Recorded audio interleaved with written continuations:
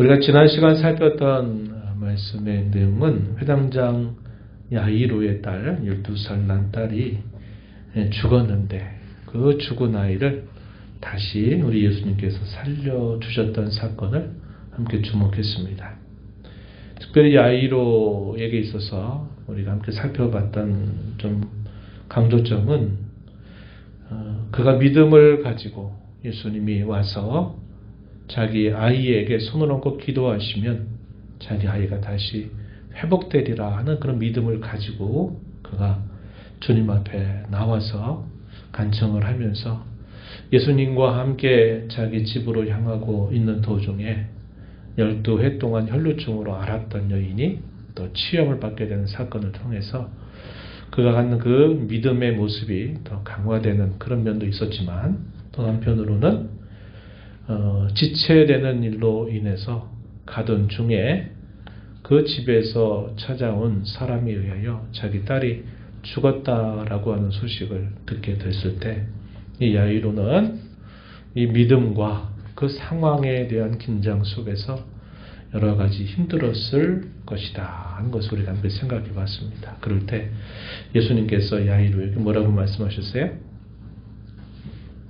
두려워하지 말고 믿기만 하라 하는 그런 말씀을 들려주시면서 이미도 애곡하고 있는 사람들이 와서 통곡하는 일들이 아주 그 각 집 잔치를 가득 채우는 일이 있었지만 예수님께서는 잔다 이렇게 말씀하시면서 마침내 그 죽은 아이를 달리다굼 하면서 살리셨던 그런 사건들을 우리가 함께 살펴보았습니다.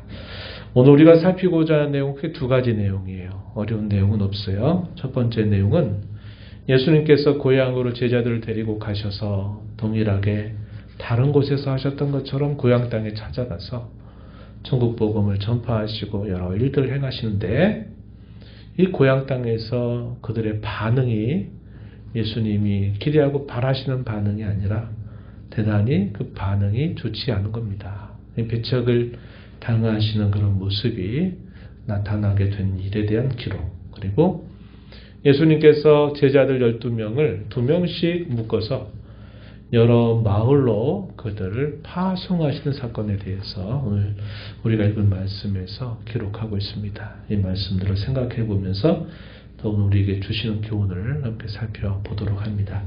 먼저 우리가 함께 읽은 1절부터 6절의 내용은 이 나사렛으로 찾아가셨는데 이 지역에서 배척당하신 일에 대한 기록을 남겨줍니다. 마태복음 13장 53절 이하에서 또 누가복음 4장 16절 이하에서 이 사건에 대하여 다른 공관복음서에서도 그대로 기록을 해주고 있다는 겁니다. 예수님께서는 안식일이 되면 항상 사람들이 모여있는 그 회당에 들어가서 율법을 읽고 그 율법에 대하여 또 설명하시고 천국복음을 전하신 일을 계속 하십니다. 예수님 이런 말씀을 회당에서 베풀게 되자 그 말씀, 그 교훈 자체만으로는 대단히 사람들이 놀라운 반응을 보이게 됩니다. 어떻게 이렇게 가르치고 있느냐? 어떻게 이렇게 말씀하실 수 있단 말인가? 그분의 지혜, 또 그분이 행하시는 그 권능에 대해서 사람들이 여전히 놀라게 됩니다. 그런데 문제는 그 다음이었어요. 그 다음에 그들의 태도가 어떻게 나타났느냐? 배쳐가는 태도로 나타나게 되었다는 것입니다. 2절 말씀에 안식일이 되어 회당에서 가르치시니 많은 사람이 듣고 놀라 이르되 이 사람이 어디서 이런 것을 얻었느냐? 이 사람이 받은 지혜와 그 손으로 이루어지는 이런 권능이 어찌 됨이냐? 그분이 가르치는 그 교훈, 거기에는 권세가 있었단 말이죠. 권세 있는 새 가르침. 이러한 교훈들이 그들의 마음을 깜짝 놀라게 하고 그분이 행하시는 그 권능도 그들을 놀라게 하는 일이 있게 되지만 그 다음에 모습을 보세요. 3절에 보니까 이 사람이 이 나사렛 예수라고 하는 이 사람은 우리가 익히 알고 있는 사람이 아니냐 이런 반응을 보인 겁니다. 3절에 보니까 목수잖아 목수. 그 요셉의 아들 장남 목수잖아. 목수가 뭐 하는 사람이죠? 나무로 여러 필요한 여러 가재도구라든지 이런 것들을 만드는 거죠. 집을 만들든지 하는 일들을 하는 사람이란 말이죠. 이 말은 예수님이 공생애를 하시기 전까지 그 일에 예수님이 많이 함께 하셨다는 사실을 우리에게 보여주는 표현입니다. 목수다 이렇게 말해요. 또 이어지는 말씀을 보니까 야고보와 요셉과 유다 시몬의 형제가 아니냐. 예수님의 동생들에 대한 목록이 쭉 표현되고 있습니다. 야고보 우리 많이 들어본 이름이죠.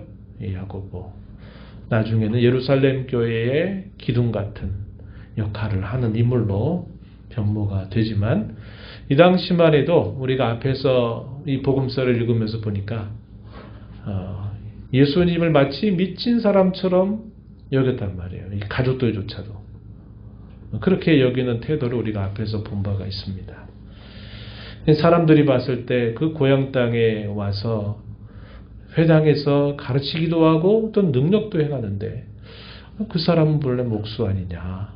또 우리가 잘 아는 이 야고보라든지 또 요셉이나 시몬의 형제 유다 이런 사람의 형님이 아니냐, 첫째가 아니냐 이렇게 반응을 한 것입니다. 그 너희들이 우리와 함께 또 있지 않냐. 우리가 너무 잘 알고 있는 사람이다 이 말이죠. 그래서 결과적으로 어떻게 됐습니까? 3절 끝에 보니까 예수를 배척한지라. 1번 밑으로 쭉 가서 보면 뭐라고 소개가 돼 있어요? 이 표현은 이렇게도 번역이 가능하다 하는 겁니다. 뭐라고 말합니까? 예수로 말미암아 실족한지라. 그 예수라고 하는 사람에 대해서는 우리가 어릴 때부터 잘 지켜보았던 그 인물이고 우리가 너무나 잘 알고 있는 집안 사람이 아니냐 하는 그 생각 때문에 이 예수님으로 인해서 오히려 그들이 실족하게 되면서 그 지혜, 그 권능에 대한 놀라움이 그것에 싹 잠겨버리는 그런 모습이 나타나게 됐음을 말해주고 있다는 겁니다. 그러자 예수님께서 그들에게 이렇게 말씀하셨어요.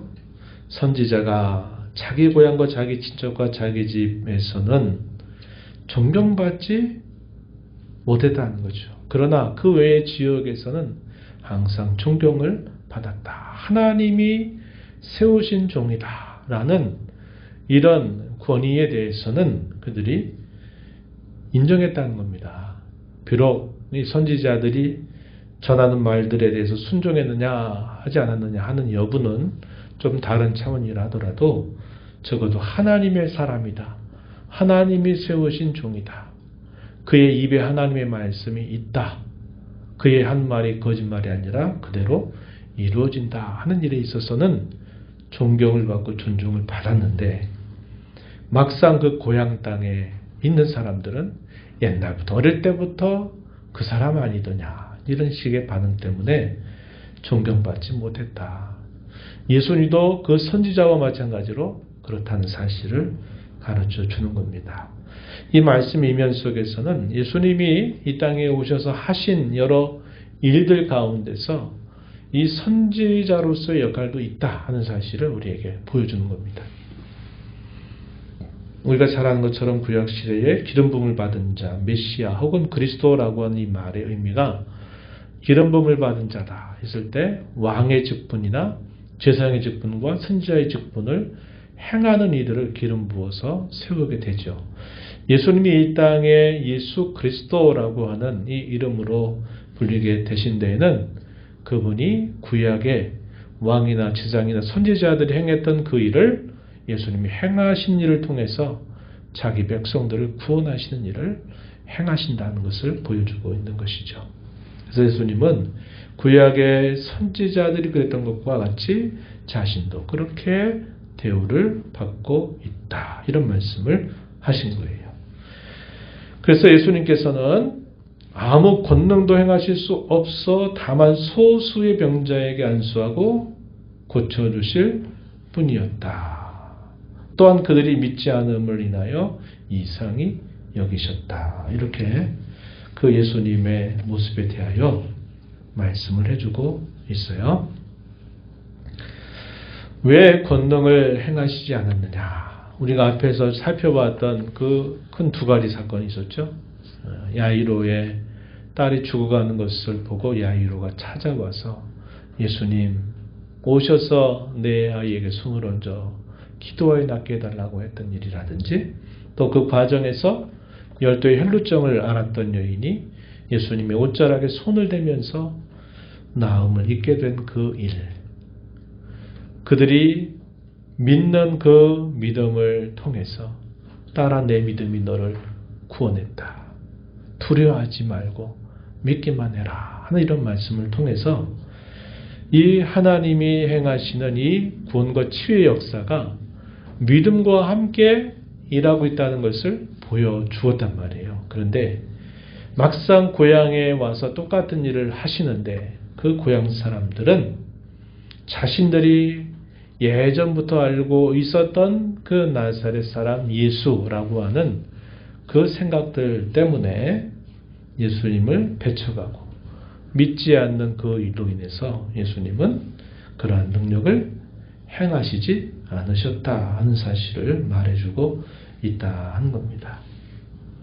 그래서 이 믿음은 인격적이고 이런 자발적인 성격을 가지고 있는 겁니다. 그들이 믿지 않고 거절하게 되면 주님이 권능이 없어서 그렇게 행치 않는 게 아니라 그들이 그런 믿음을 가지고 반응하지 않는 일들에 대해서 예수님은 거기에서는 권능을 행치 않으심을 보여주고 있다는 것입니다.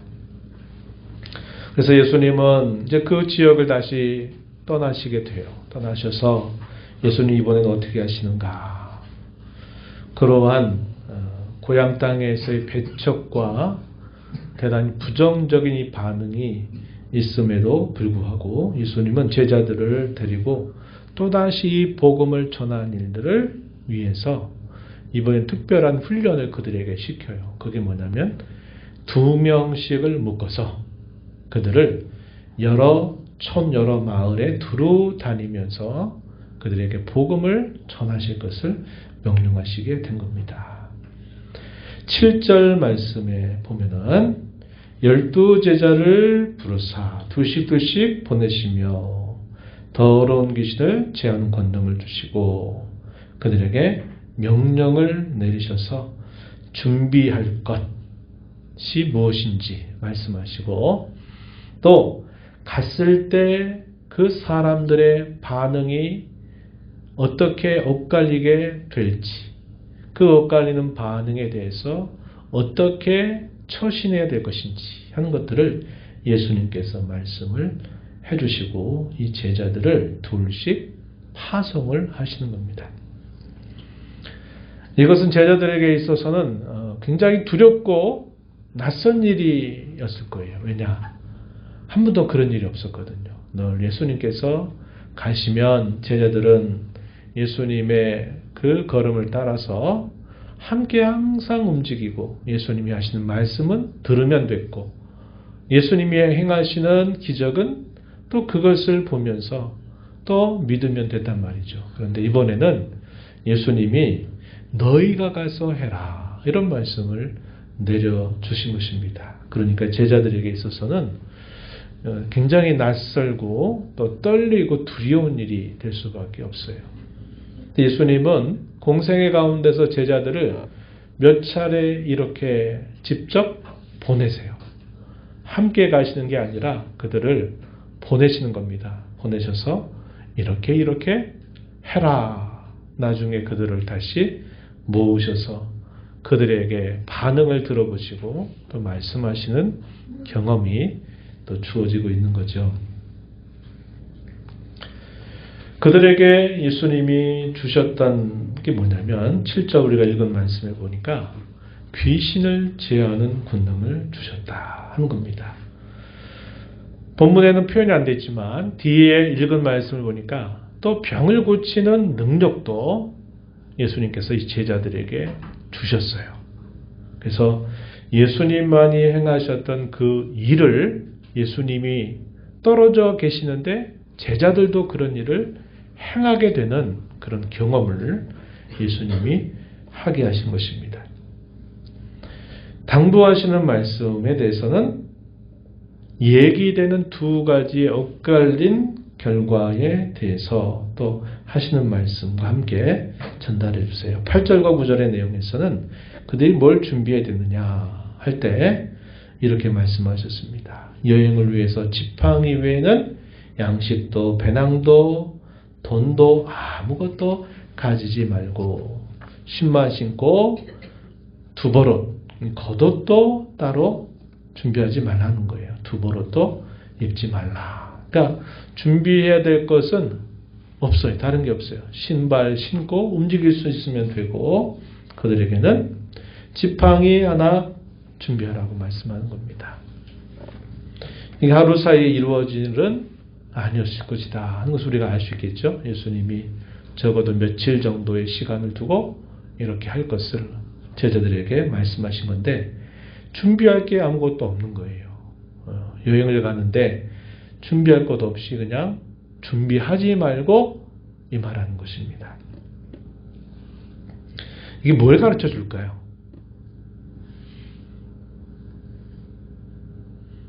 이게 뭘 가르쳐 줄까요?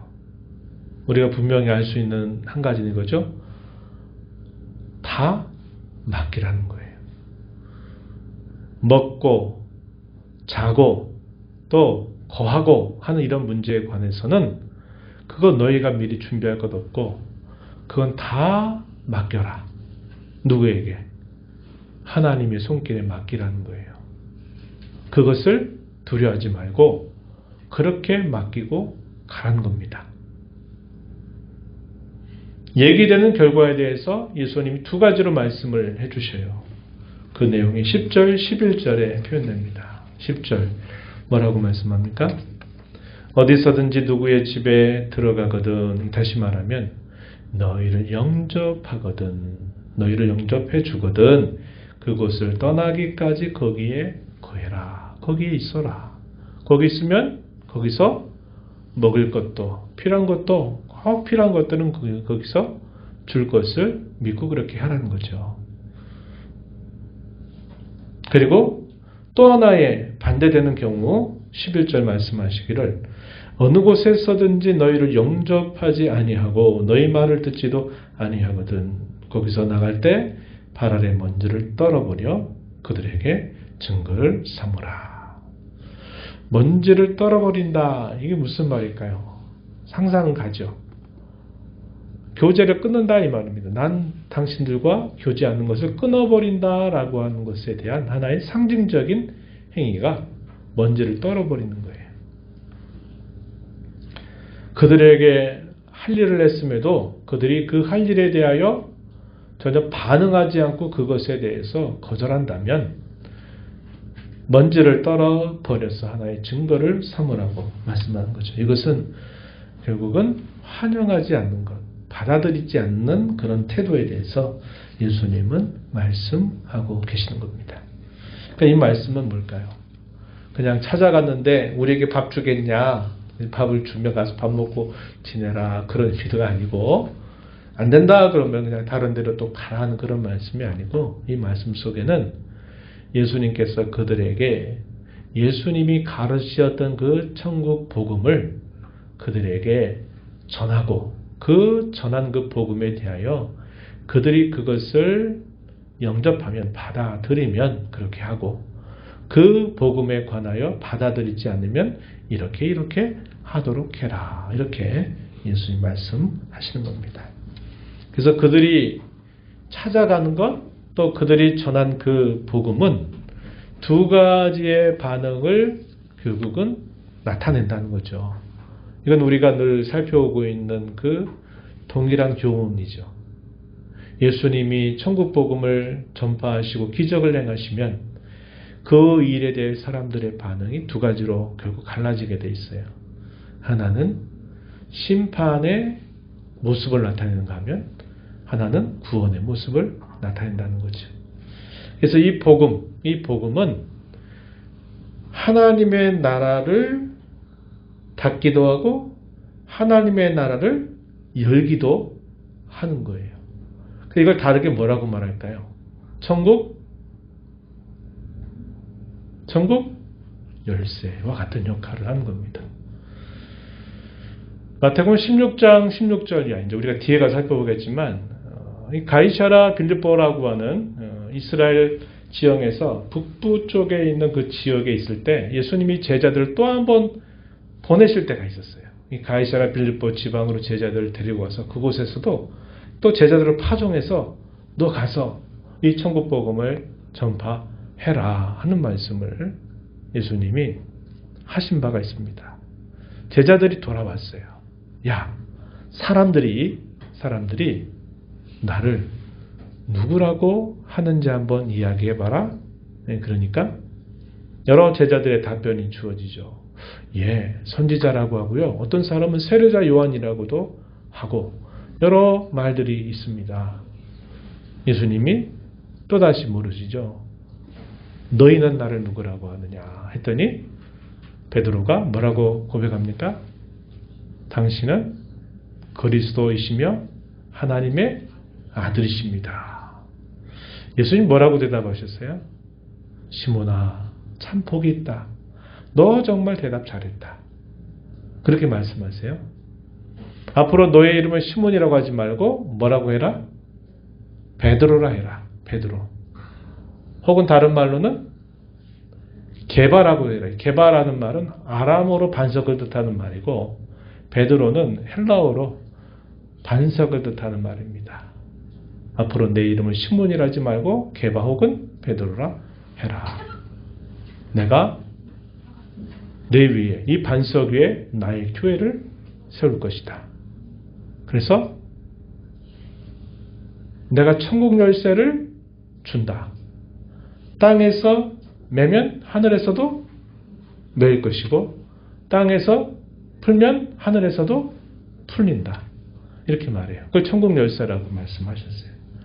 그 천국 열쇠에 대해서 말씀하시는데 이 천국 열쇠가 두 가지 면이 있어요. 하나는 뭐냐면 우리가 살펴보는 것처럼 복음 전파, 이 복음이 가지고 있는 성격이 본래 이 천국 열쇠의 성격이 있어요. 복음의 선포가.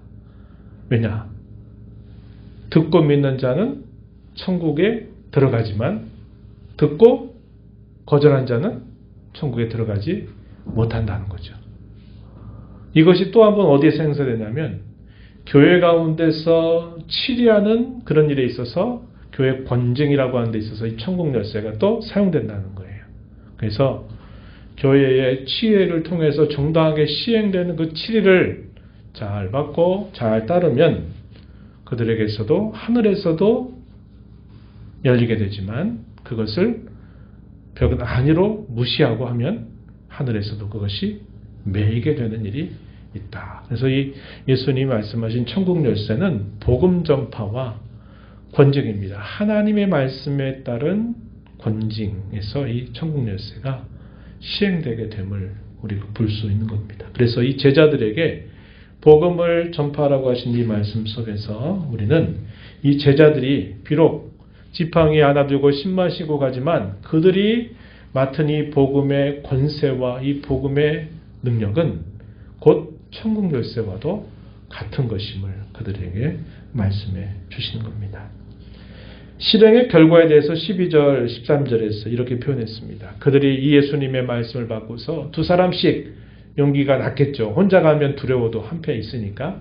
그래서 그 사람들이 가서 회개하라고 하면서 하나님 나라의 복음을 증거하게 되었습니다. 그러면서 또 많은 귀신들을 제어하고 많은 병자들을 고치는 능력이 그들의 모습 속에서 나타나게 되면서 이 소식이 주변의 많은 사람들에게 알려지게 됩니다. 이 소식이 우리가 이제 다른 복음서를 통해서 보게 되면요. 우리가 이제 다음번에 보게 될 것도 마찬가지인데 이 당시에 분봉이었던 헤롯에게도 이러한 소식들이 알려지면서 두려움을 갖게 되는 일이 있게 된 것은 이들이 전한 이 천국 복음의 이 역사가 많은 사람들에게 알려지게 되었다 하는 것을 우리가 확인할 수 있는 대목입니다. 예수님이 하셨던 그 일이 자신들에게도 이렇게 나타난다 하는 것은 굉장한 체험이고 경험이 되는 겁니다. 또 이것이 하나님의 나라의 복음을 더 전하게 되는 계기가 되기도 했다 하는 거예요. 이것에 대하여 이렇게 우리가 경험한 분도 있겠지만은 그 대학생 선교회 이런 데서는 그런 훈련을 하는 거예요.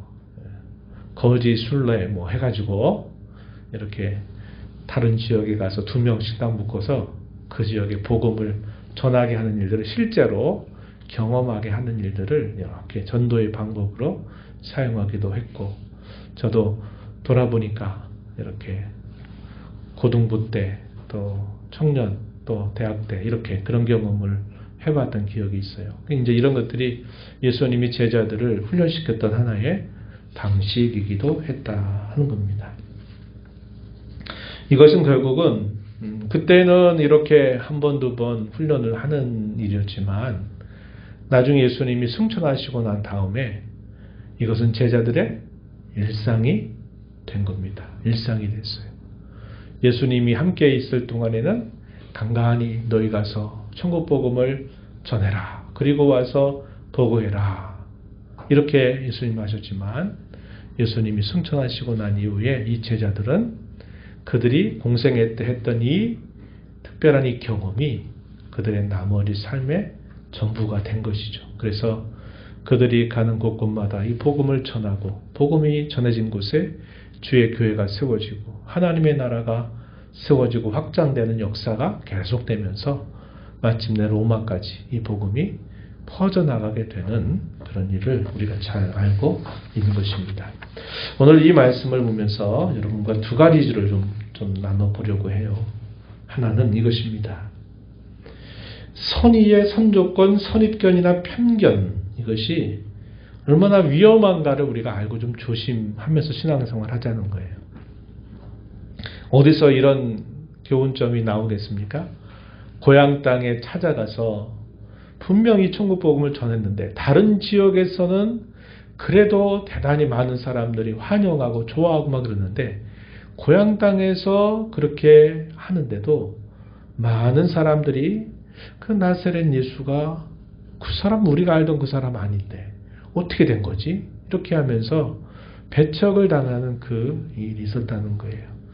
왜 그랬을까? 이미 알고 있었던 그 나사렛 예수에 대한 지식 또 생각, 그래서 이게 선의라든지 선조건 혹은 선입견이나 이런 편견들이 있다 보니까 그것을 그대로 받지를 못하는 겁니다. 가르치는 교훈이 분명히 권세가 있는 교훈이고 지혜가 있는데 그것을 눌러버려요. 또 그분이 행하시는 권능이 대단히 놀라운 것이고 하나님이 행하시는 권능인데도 그걸 또 눌러버려요. 뭐가? 자신들이 이제까지 알아왔던 나사렛 예수에 대한 선의의 선조건 혹은 선입견이나 편견들이 결국은 그러한 역사를 가로막는 일이 있었다는 것을 우리가 보게 됩니다.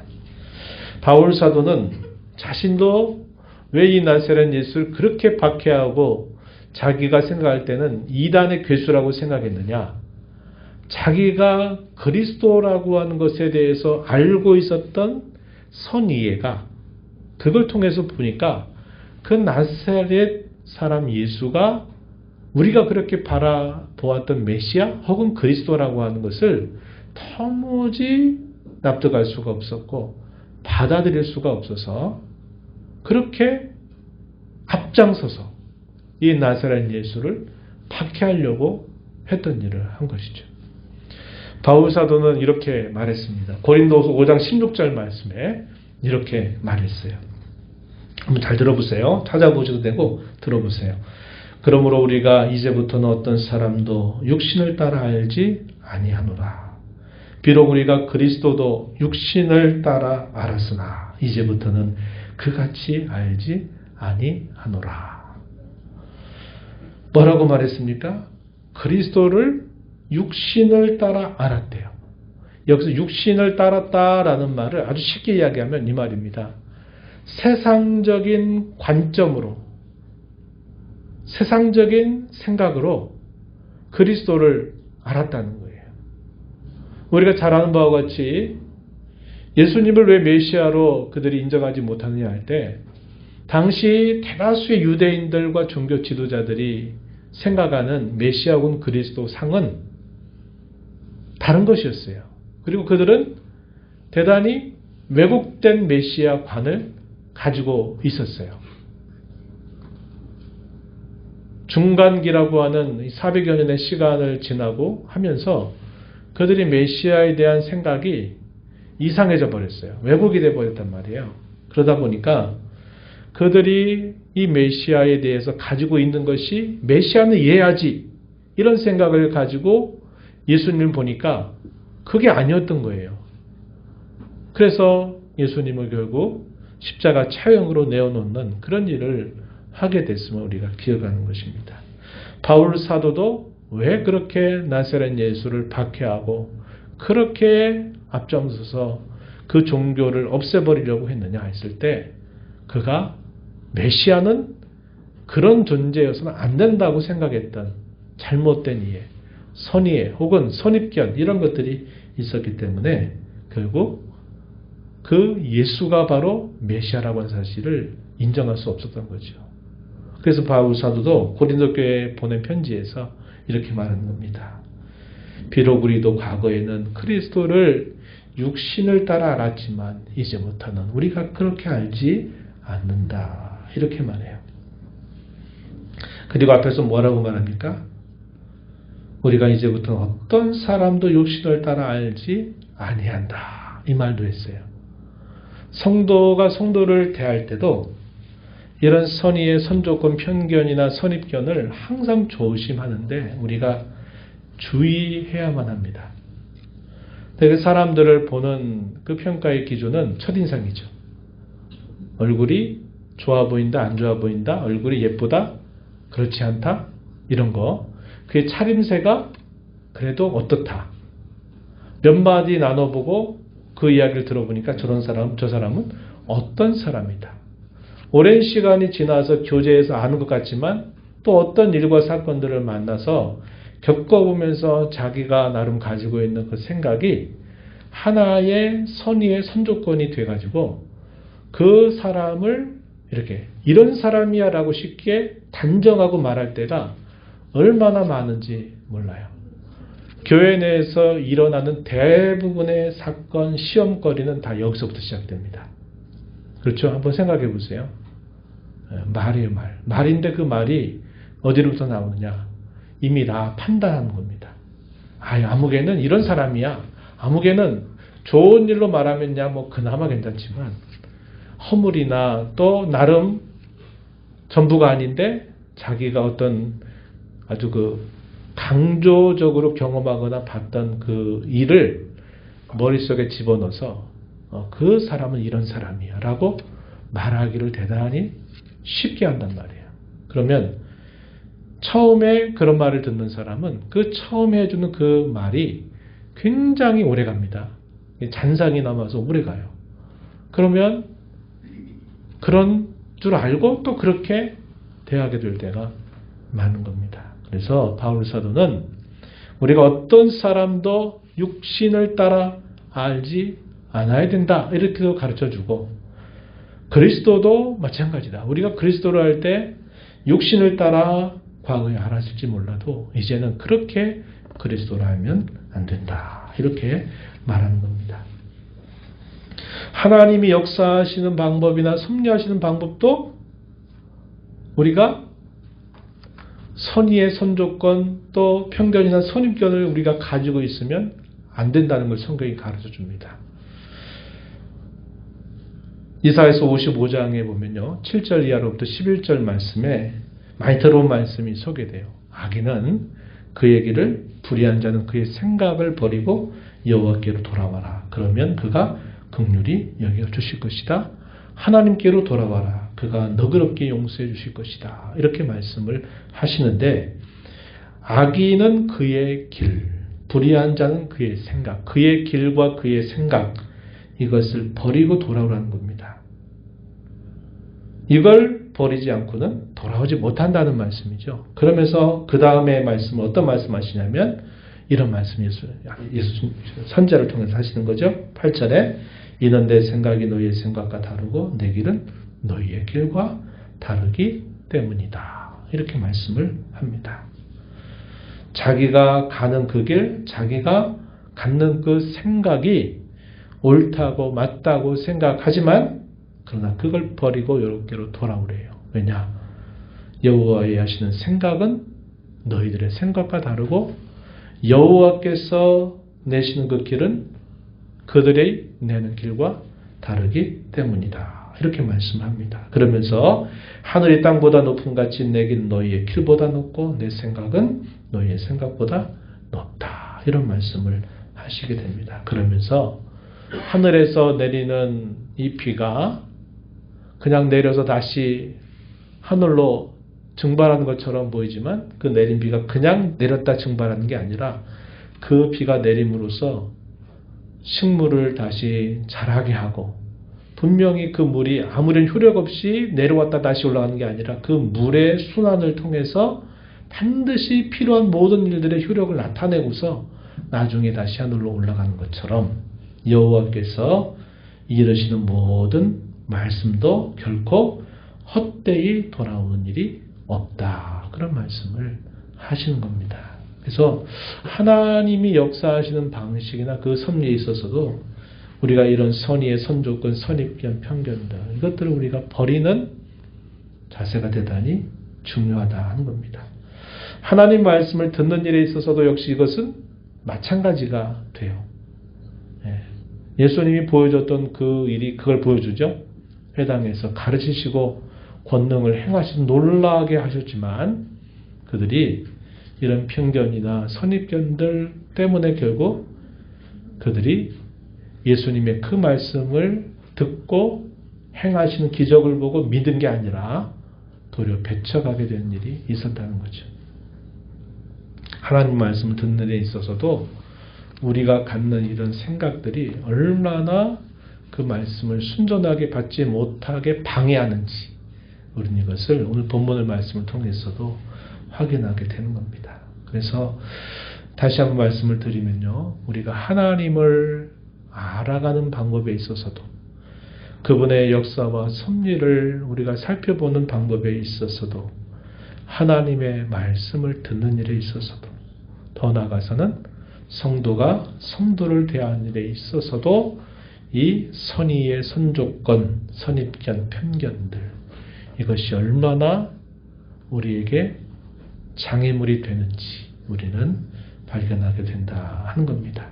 그래서 이런 부분들은 우리가 단순히 그냥 한때 지나갈 내용들이 아니라 우리가 이 땅에서 신앙 생활을 하면서 늘 경계하고 조심하는 일을 우리가 하지 않으면 안 되는 일이다 하는 거예요. 그래서 이런 마음을 우리 마음에 갖고 살아가게 되기를 바라고 또 하나는 말씀을 믿고 행하는 훈련이 중요하다는 겁니다. 예수님이 공생애 때 제자들을 파송하신 사건은 흔히 있었던 일은 아니었지만 복음과 함께하는 삶을 훈련시키기 위해서 예수님은 제자들을 세상 가운데 파송을 하십니다. 한때는 이런 말씀도 하시죠. 내가 너희를 마치 양을 어디 가운데 보낸 것 같다? 이리 가운데 보낸 것 같다. 뱀같이 지혜롭고 필그같이 순결하라 말씀하시면서 예수님께서 그 제자들을 그 세상 가운데 파송하신 훈련을 통해서 복음과 함께 살아가는 삶이 무엇인가를 훈련하게 하시고 또 한편으로는 하나님의 손길에 자신들의 삶 전체를 의지하고 맡기는 훈련을 예수님은 하게 하셨다고 하는 겁니다. 아까도 나눈 것처럼 승천 이후에는 이것이 그들의 삶의 전부 혹은 일상이 되었다는 거예요. 성도로 부름받은 저와 여러분도 이 땅에 살면서 보냄받는 교회로 사는 삶 또한도 마찬가지일 것입니다. 그래서 우리는 하나님을 늘 의지하는 자로 살아가는 삶. 주일날 우리가 그 말씀을 여러 가지로 생각해 봤어요. 하나님 의지하는 삶. 그것이야말로 성도의 진정한 힘의 원천이다. 그게 참된 겸손이다.